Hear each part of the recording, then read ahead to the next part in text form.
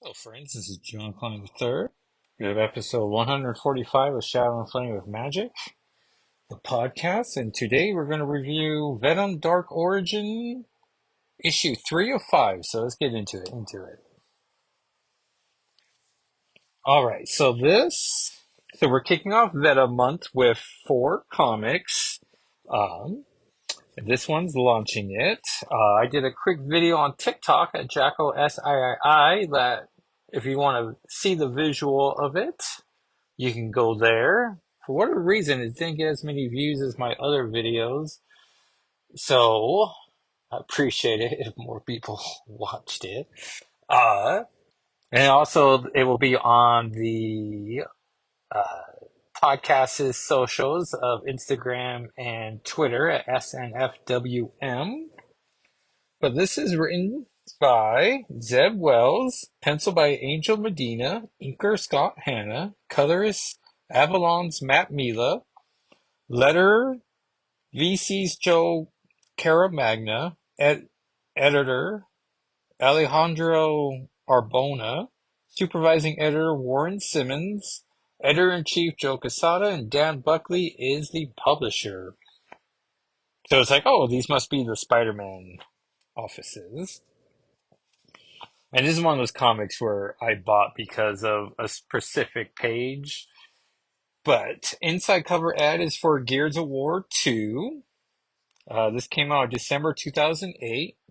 But because it's 2008, we at least get a handy recap page. Previously, Eddie Brock was a rookie reporter for New York City Globe, and his star was rising fast. When a man claiming to be a serial killer, dubbed the Sin Eater, contacted Eddie to tell his story. It was a one in a million shot at front page headlines. Hungry for personal success and hoping to prove himself to his wife, Eddie elected to corroborate the man's allegations rigorously enough. But Eddie was never the most scrupulous guy in a way. He finally revealed the killer's identity in print and waited for the accolades and rewards to roll in. But the man confessing Eddie wasn't the killer after all. Just an attention seeker with voices in his head. The day Eddie's story ran, Spider-Man captured the real Sin Eater in the act. Disgraced by the journalists, Eddie was fired as a journalist. And so we see that Eddie is in a very low point in his life. He's going to unalive himself, as Walker D's true crime YouTube channels referred to it. And then I've seen it on TikTok too. I'm like, oh, I guess that's just what I know. Comic Book Queer's legacy refers to a certain type of person as a PDF file. You might have to say that real fast to see the cleverness of that, but it's like, all right. So we catch Eddie going to unalive himself but first he stops by a church and he's asking God to like witness himself at his lowness. As we see a statue is crying, but it's not a tear, it's a symbiote. What's this? And it goes straight for Eddie's eyes, which seems a bit much. I don't know, maybe best to go for the feet and then work your way up? Or I don't know, go for the eyes and you work your way down? It get easier to go downhill, right? And then it's horrific for several pages. And then out of nowhere, with no setup at all, we get this gorgeous 2-page spread of Secret Wars, the original one, as we see hero versus villain. I'm trying to see what the matchups are. Galactus is in the background. Hulk's about to stomp the lizard. Spider-Man's attacking Titania. But Enchantress is not having any of it. Doctor Doom's there. Hawkeye shooting an arrow. Captain America's blocking one of Doc Ock's arms. Storm's doing a lightning blast, as is. Oh, Miss Marvel's there doing something, shooting Iron Man, maybe? I don't know. And this Iron Man's Roddy, for the record. The Thing's there. But Ultron's there. But the most important person that made me get the comic is, of course, Lockheed. And he is firing flaming spitting that hot fire at maybe the lizard as well. I don't know. And the Hulk, if looks like if he's not careful, he's going to land on Lockheed, which those two have fought um, during this X-Men Hulk one shot, taking place in like I don't know the Smith era. And poor Lockheed got backhanded there. And then during World War Hulk X-Men, Hulk invades the Xavier Institute, and Lockheed tries to fight him there, and I want to get say he gets thunderclapped away in that one, or it's vice versa. And then we cut back to Eddie, getting mind melded with the symbiote. He gets a quick glimpses of Iron or Spider-Man picking up the black bulb just off the ground because there was a costume machine nearby, and I guess instead of putting his head inside that thing, he was like, "Oh, here's this goobity goob." Which is weird to see. I think it's She-Hulk and Reed Richards that he sees that are not who get new costumes, and they're like, well, clearly they're not wearing black versions of their costume. But whatever, it's Spider-Man, and that's from Secret Wars 8. It's not referenced here. But Eddie's making all these commotions. A priest is like, not cool, buddy. And he gets a police officer who's also like, I don't like this either. There's an ad here for Ultimate Spider-Man or Ultimate Captain America Annual 1, where it's Cap versus Black Panther, which as a racist Cap, I imagine not great. And we get another 2-page spread of pretty much what Eddie will look like if he was just wearing the pure black symbiote costume. It's still trying to gather encompass his body, but you know, it's pretty cool. There's a 2-page spread here for Secret Invasion where two kids are eating ice cream and a third child is a squirrel. Ugh, there's an ad here for Astonishing X-Men Ghost Boxes, which is not great. Can you solve the mystery of the Ghost Box before the X-Men? Spoilers, it's impossible. You could not do it by yourself. Then we see the Black Symbiote Spider-Man getting away. There's an ad here for Marvel Zombies 3 by Fred Van Lente and Kev Walker. Imagine he's the artist. So Eddie's trying to get away still. The priest is doing the Father, Son, Holy Ghost. Another ad, house, lots of house ads here, but this one's for Spider-Man Dior. 2-page spread of Venom breaking out of the church and finding the father outside, asking for forgiveness. And then he hits another police officer. He's like, I need forgiveness for that too. Clearly, it's a giant bodybuilder of a Spider-Man. So if anyone took the time, they would think this wasn't Spider-Man. To talk to the priest, he makes the symbiote separate from his mouth, which is a fun detail of like, oh yeah, I guess he thinks I need to talk, so he, doesn't know he can talk through. Oh no, no, but on the previous page he is talking through the mask, so I don't know. I guess he is making a promise of no more sins, so he wants to show his sincerity. His soon-to-be ex-wife left a voicemail saying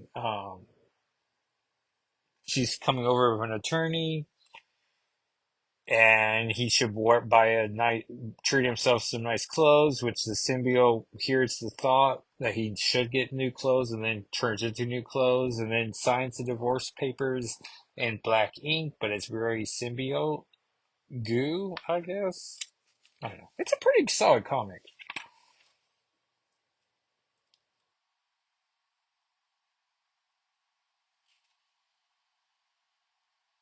And then she tells, oh yeah, yeah, and then she tries to tell Eddie like, hey, like be cool. It's like, how, Eddie? He's some guy in a costume. He doesn't know you from Adam. You have no clue who he is. You have no clue who he is. And then Eddie realizes he has to go, and he keeps taunting the no clue who he is. But that's not true, is it? Because you know. And the symbiote creates like a nonplussed smile in the mask, and that starts making them both crack up. And so then we see the mask tear away, and the mask has its own teeth, which is until right now when I'm realizing, why does Venom have those teeth? And then we see he has normal teeth, and then he turns into the Venom teeth, and then it turns into the Venom jaw. And now he's all ready to eat brains. And they find it very, very funny. And there's a next issue, as there's two more issues, but that's it. One of the few times Venom's origins are reflected upon deep enough where we get a Secret Wars tie-in. Who Medina gets to, draw. I guess imagine his task was favorite characters from Secret Wars go, and he threw Lockheed in there as, of course, he's one of his favorites. How could he not be? And that, everyone, is Venom Dark Origin 3 of 5. I have to remember it's not Origins. And let's see what came out last week that we can discuss. Um, Secret Wars issue 10 got reprinted. Storm number 1, pretty solid episode issue. Evil Jeff all of a sudden. There's a new mutant on the scene causing all types of radiation, causes Storm to have radiation poisoning, so we don't love that. But Storm has the opportunity to tell the world, hey, everyone was a mutant, we're going to try to do better. Or to just tell everyone, hey, there was a problem, I fixed it. And Iron Man shows up, which I love the idea of, like, yeah, Storm has she has superhero friends. One of them happens to be the best engineer around. And so, yeah, the engineer shows, or, yeah, her superhero engineer pal shows up, figures out a way to contain the radiation, and problem solved. But he does offer up you can tell people problem solved would be cool. But Storm in her new mission, she opens up an embassy, and she's going to just do meets and relations, which is cool. I sort of wish the artist, Warnick, who I love, but it would have been fun if the city block had a deal on mutant related embassies and that Storm built hers maybe across the street or down the block from Madeline Pryor's Limbo Embassy. And it'd just be nice to know if that embassy still exists. And as I'm under the impression it does until told otherwise. So Storm number 1, pretty solid opening issue. Um, Uncanny X-Men 244 got reprinted for some reason. Venom War 3 came out, as did Venom War Spider-Man 3, so, stuff's happening. Oh, Wolverine Deep Cut 4 came out. Kitty Pryde, who Loki was in the first issue with Kitty and Yukio. Issue 2 had Kitty as a flashback sequence from the original Mutant Massacre, but she's not in 3 and she's not in 4. So 4 has a lot of Sabretooth and a lot of Sinister. And if that's your bag, well, Wolverine Deep Cut 4 is for you. And then X-Men 5 came out by McKay and Stegman. Pretty solid issue. Psylocke and Kid Omega go on a psychic rescue, which we've seen 2 previous ones, one Morrison and one during the Krakoan age. Those 2 both involving Jean and Emma, and both of those being largely a silent issue. So it's unfortunate this one's not a silent issue, but this one does have Kid Omega, who does not respect the classics. So, yeah. So there's some dialogue, which is like fine. Gives us opportunities to get some Psylocke content. So, Craig Crow's in there. So for all of us Quan John fans, plenty of that content. I like how Cassandra Nova gets involved, and they have to experience their worst thoughts. And Psylocke sees Grey Crow, who's already down, but I like how her negative thoughts about the relationship aren't any insecurities about the relationship, but just about is it a lasting relationship or not? And, a question, I don't know, the eternal question with any relationship is even once you get married, you get comfortable and maybe, you know, the other person is still a person. And so, you got to just keep working at it. So, yeah, so that was it. And we get confirmation Casanova is one of the 3K. Questionable name. I imagine we're supposed to associate them being horrible people, as they are. And so, yeah. So those were the issues of last week. So let's see what comes out on Wednesday the 9th. Oh, Exceptional X-Men 2. So that will definitely lead the episode, but we will still do a proper deep dive on what the next Venom tie-in is. This was the only one with the word Venom in it. And then, um, I already forgot what one of the other ones are, but tune in next week, everyone. Marvel Zombies Dawn of Decay 2, which is all about Groot. Oh, Phoenix 4, which I want to say Corsair's plot's done, so now we're just going to do Jean versus the Black Order. So get excited about that. Oh, Sentinels 1, which has a very steep hill to climb. Um, oh, Venom War Wolverine 2, the Logan one. Issue 1 was not very good, so might flip through and see if um it's worth a look or mentioning. Oh, and X Force 4, which I want to say the previews are also showing it being giving us some of that Rachel content we've been wanting. But everyone, issue of the week, exceptional X-Men 2 has Kitty Pryde and Melee. So super exciting. And the preview page also had Axel. It looks like they go to school together before they go to another school together. So I don't know. It should be great. But it feels like forever since issue 1 has come out. To the point where I had to be like, it didn't get delayed, did it? Because Carmen Carnero's artwork deserves to, like, it's not have a fill-in issue if we can avoid it. Speaking of Carmen Carnero and her amazing Kitty Pryde, or I'm sorry, exceptional Kitty Pryde design, I created one. If you're a PlayStation Plus member for October, WWE 2K24 is one of the free games, as is Dory Dory Literature Club, or I'm sorry, Dookie Dookie Literature Club, and I really want to get into that one, but especially during this month. But I've been sort of like having an itch to play a wrestling game, like a proper one. I'm no good at it, but I uploaded one. I started a story mission with Exceptional Kitty Pride, and it was nice. Kitty was one of the generated names, so I was like, perfect. Here we go. So the very first match was Charlotte Flair, and it took like a whopping 16 minutes to defeat her. But that's on my YouTube channel, Jacko SII, for your viewing pleasure. It's getting some good views, so I have to see when I can, play some more. Uh, what else can I promote? And then me on Twitter is just Jacko SII, and